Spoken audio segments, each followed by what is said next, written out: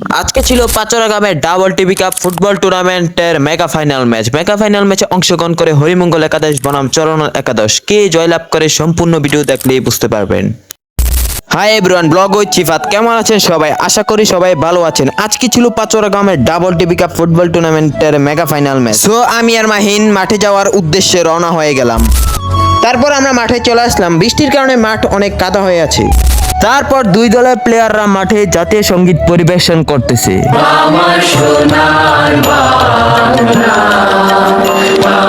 তারপর খেলা শুরু হয়ে গেল। খেলা শুরু না হতেই আক্রমণ শুরু করলো। দুটো টিমে ছিল ভালো টিম, দুই দলে অনেক ভালো খেলতেছে। 2-3 দিনের টানা বৃষ্টিতে মাঠ অনেক পিছলা হয়ে আছে। চরণাল দারুণ একটা আক্রমণ করছিল কিন্তু গোল দিতে পারে নাই।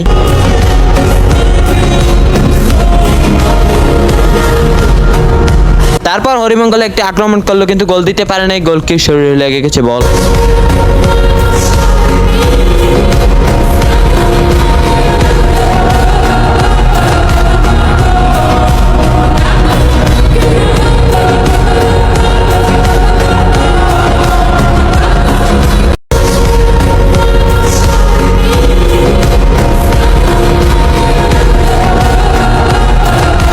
তারপর অনেক আক্রমণের পরে হরিমঙ্গল একাদশে একটি গোল পেয়ে গেল।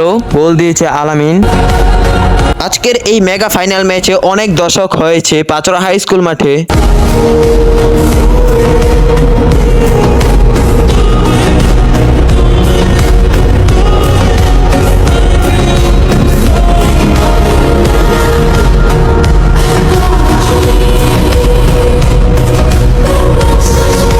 তারপর রেফারি বাঁশি বেজে গেল। হরিমঙ্গল একাদশ জিতে গেল 1-0 গোলে। দু দলে আজকে অনেক ভালো খেলেছিল। জয় পরাজয় বড় কথা নয়, অংশগ্রহণ করাই বড় কথা।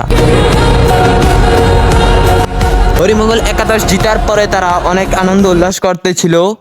আজকের এই ভিডিওটি শেষ পর্যন্ত দেখার জন্য সকলকে ধন্যবাদ। ভিডিওটি ভালো লাগলে সকলে সাপোর্ট করবেন, পাশে থাকবেন।